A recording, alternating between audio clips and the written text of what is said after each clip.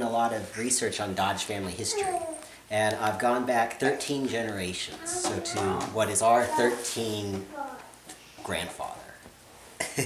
And it goes all the way back to England, and I've followed each generation, who they married, how they branched off, got the names of all the children, where they lived, what they did. It's been really fascinating. I've learned a lot of really cool information about the Dodge family.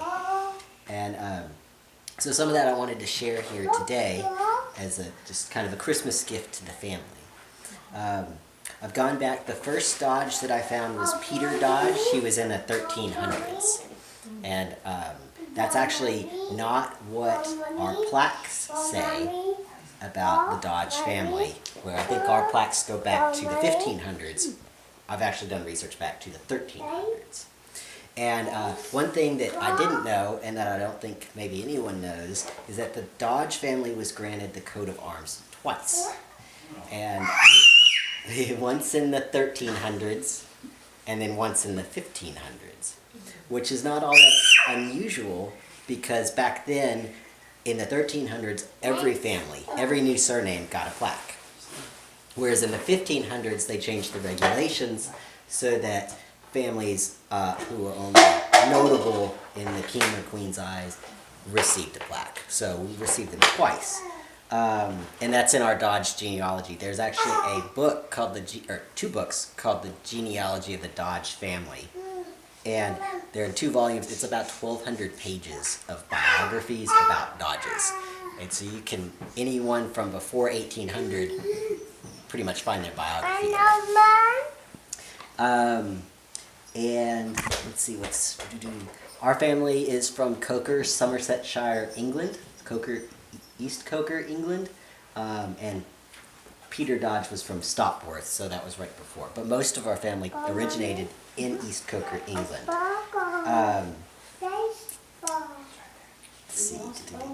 And it says in a lot of the Dodge info online, or I think in some of the documents that y'all have, that the John Dodge, he was the one in the 1500s, was the grantee for the arms, but that's actually incorrect. It was Peter Dodge before him that was. John Dodge merely wrote the government in England, I forgot who it was, but he wrote someone to confirm that we did have a coat of arms, because the family had forgotten about it and they didn't have any record of it. So, neat little things that I've learned along the way. And so this is kind of where it gets more interesting along our family lines. I'm just going to go father by father, the Dodges, and tell you a little bit about them. I don't know much about the 1300s, Peter. All I know is he's granted a coat of arms. His son, and then there were some generations missing. Then we have John Dodge, that's our 12th great-grandfather, and he was in the 1500s. Don't know much about him. Now he had, oh yeah, let's see, I always get them confused. So he had a son, he had 3 sons, Michael, Richard, and William. And so whenever there's discussions with the Dodge Family Association, or if you look at the Dodge Family Association Facebook page, people will say, I'm of the Richard Dodge line. So these are the 3 brothers that we kind of look at to divide the family. There's another line that's like, it's like New Zealand, and they're the Tristram Dodges, but there's a lot of information missing on where they came from. So but for the Americans, we look at John, Michael, and William Dodge. Richard, Michael, and William Dodge. Now, we are Richard Dodge.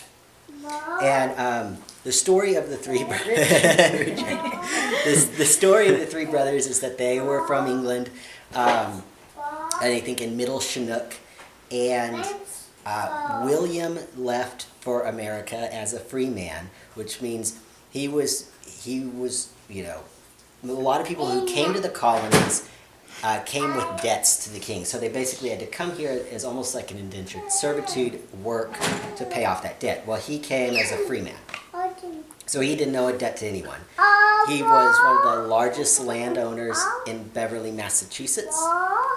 And he did very well for himself as a farmer. Well-respected member of the community.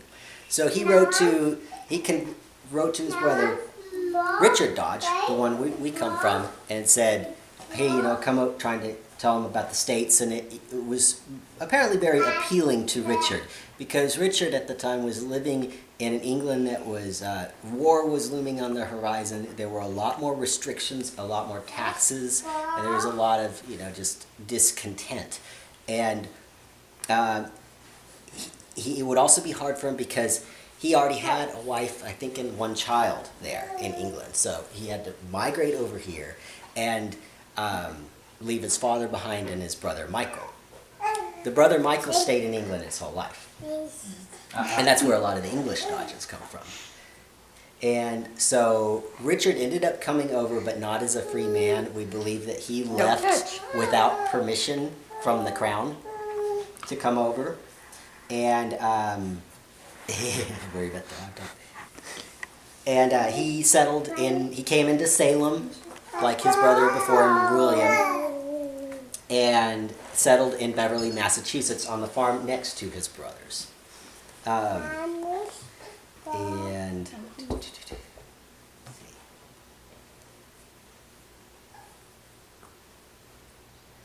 just want to make sure I didn't miss anything.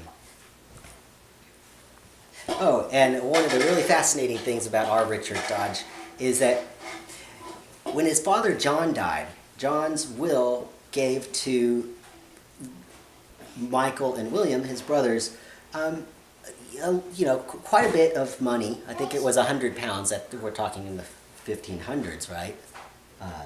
1600s at this point, and farms and animals and whatnot. He gave his wife, he gave his grandsons things. But Richard received one sheep. That's it? That's it. He received one sheep. And so he got his choice of which sheep in the flock he wanted, but he received one sheep. So I call him Richard the One Sheep. No, baby. So I guess we had the black sheep of the family. I don't know, but I thought that was really neat to learn. And even Richard's sons received things and money, but not Richard. And it wasn't because he already had a farm, because the other brothers already had farms. So there was something between the father and the son where he didn't get that. Also, when he was 58, he was the largest contributor to Harvard College of the year. And even the highest contributor behind him was only a quarter of the amount that Richard gave to Harvard College, which was, I think, just starting at the time. Mm-hmm. So he also gave a piece of his land for use as a burying grounds for the Dodge family. It is currently known as the Cemetery on Dodge's Row. It's a popular tourist attraction for Dodge Family Association members. Where is that again? In Boston? It's in Beverly, Massachusetts. Beverly. And there's pictures of it on the Dodge family Facebook page. Very old gravestones. And they say now there are over 35,000 descendants of Richard William Michael Dodge in the United States that are living as we know of. So there's a lot of Dodges out there. And so then we go another generation down. He had a son named Samuel. He was also a farmer. That's about all I know about him. And he had a son named Antipas. Antipas was also a farmer. Antipas, P-A-S at the end. Yeah, Antipas. Like on the... There are quite a few Antipas's in there. And then he had a son named David, and David was a housewright, which meant he built wooden houses, things like that, wooden structures. So we kind of see in the Dodge family, we saw that they started out as farmers. They moved to doing mill work and as carpenters, and then they later moved on and up into physicians and lawyers, and you start to see more and more of those. So that's interesting to see kind of the progression over these hundreds and hundreds of years. And I think one of David's sons helped build the Connecticut Bridge, which was one of the largest bridges at the time. Of some relation to him. I think it was his son. he had a son named Aaron, and at this point we're now into the late 1700s. And Aaron was a millwright. There is some confusion about him because I can't track him very well in the genealogy. I don't know if his name was not listed as one of the sons of his father. I don't know if he went by a different name or what that is. So I have to reach out to the family association and see if we can resolve that. I'm certain someone knows the answer. And then his son Peter, lots of Richards and Peters and Williams, was born in 1782, and he was born in New Hampshire. At this point, the family had moved from Massachusetts to New Hampshire, and so there's Dodge family line in New Hampshire. He was a millwright, and then we start to learn more about them now. I kind of have that gap of people that I don't know that much about. His son was Hiram Gilbert Dodge, and Hiram was he was born in New Hampshire, and he married Annette Elizabeth Day Newell, who we have a photo of her gravestone in the Dodge family cemetery in Forest Park, Madison. And so he owned a big coal and lumber company. He was like the big distributor of coal and lumber. If you look at any of the newspapers from back then, you'll see their ads in it. And he passed that business on to his sons. One of which is another Hiram, who was a mason, and went to Hiram Lodge, which I don't think was named after him in Madison. No. But he was a good-looking fellow. In fact, he kind of looks like Dr. Thaler. He looks just like Dr. Thaler. So Hiram Gilbert's son was Newell Henry, and now we're into Robin and my great-great-great-grandfather. And he had inherited or taken over his father's business, the lumber, grain and coal business. And he became a big Madison city councilman. He was on all sorts of different, public posts. And he married Helen Newell Phelps. And together they had children. One of the children was Guy Phelps, which is now our great-great-great-grandfather. I think.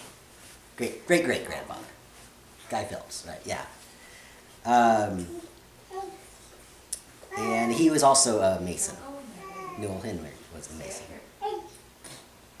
And then we get into Guy Phelps Dodge, and I've got lots of information on him. I also have lots of questions about him because there seems to be another Guy Phelps Dodge from New York that was a well-known tennis player who had some very interesting scandals in the newspaper.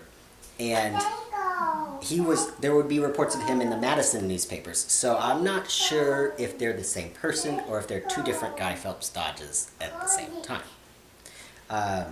The more I do research on it, the more I think they're two different people, but I'm not sure.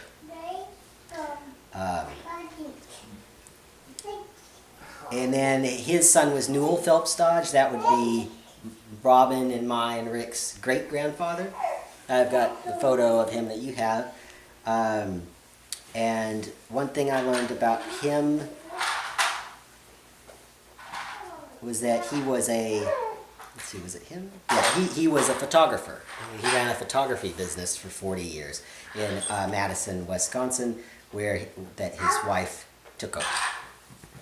And Dad believes that some of the photography equipment that Bob Dodge had received may have been Newell Phelps's equipment because it was so old, and he didn't know Newell had been a photographer. So that's in his that you've got, yeah. So We don't have now. We don't have the equipment anymore. we don't have it anymore. Okay. I played with it in junior high. And Dad might have told me that he got it from Newell. Newell, but if he did, I forgot. So, but it was older equipment. And Bob was big into photography at the Coast Guard Academy. Mm-hmm. He was the class photographer. Class photographer. Right. Yeah. And so he used I did not know. he used the equipment. There's a reference in Riptides about him always being around with his camera. Yeah. I think Sense. he said he would try to take family photos, and he was impossible. He tried to get F. Stop Bryant. Yeah. Yeah.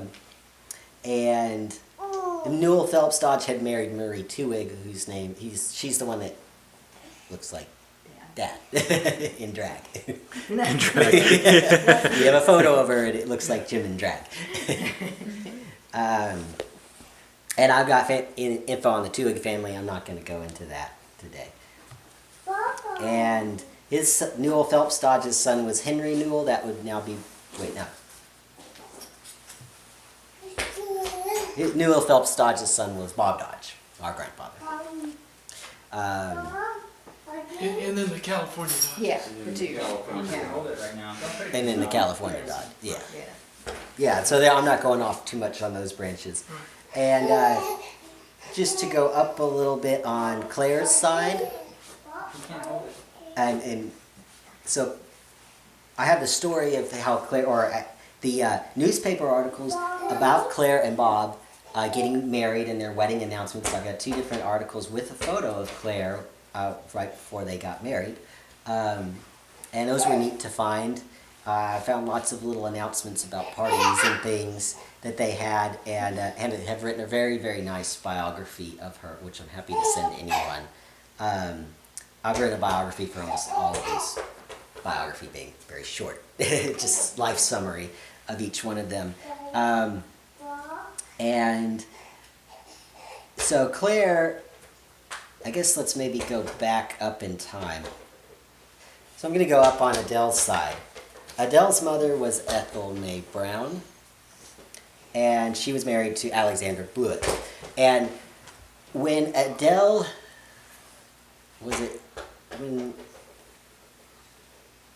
when Adele first married Bill Hawley, is it Bill Hawley? Yeah. Adele and her mother, Ethel May, appeared in a burlesque show in Madison, Wisconsin, held by the Kiwanis Women's Club. Kiwanis, had to look this up, means I am, Weather. it means I am wanton and foolish, I make noise. It means to fool around. And so that was in the newspapers. Apparently it was a big hit party. It was a dress-up party. Everyone dressed up for it. And they said that it was a riot of fun was the newspaper article. This was in Madison or in Butte? Oh, it was in Butte. Sorry, Butte, it was in the Montana. Butte That makes Times. more Yeah, sense. Yeah, it makes more sense. This was Yeah. Adele and who? and her mother, Ethel May. Evelyn, Mama Boo. Yeah, Mama. Yeah. So yeah, and so they were Hard to actually, believe, but okay. and I forget what. Hard to what? Not with Mom Adele. Not Mama Adele, no. See, that's no But Mama really. Boo. I guess we never really got to know her. You know, we saw her because she had aged quite a bit, But she was a character. but she was a character, and we'd always hear tales about her from everybody. You know, everybody Go get it. talked about Mom Boo, and Yeah. so I mean, And I found just an adorable picture of her on her. I don't know what it's called, but it's like a 3-wheel motorcycle with her girlfriend sitting on it, and they're all dolled up and going out. I've seen a picture I like think, that. yeah, it is so cute. And I've got other photos too, and I'd like to start adding them in here. And so I thought that was really fascinating about Adele. And then I found out that, so Adele had divorced her first husband, Melvin Hanratty was his name. And I've also gone up on that side, and so I found what would be your, and Bill's, and Pete's great-great-grandfather. I've got pictures of him, and he was a good-looking guy. I don't really know what happened between Adele and Melvin. I'm not sure, you know, but I do have info now on that other side, and the photos of your grandfather and your great-great-grandfather by blood, of course. right. But anyway, that's about all I had to go over tonight. I just wanted to kind of give a quick overview. Well, thank you, Corbin. We've got I two really- little screamers. You've done a lot of work.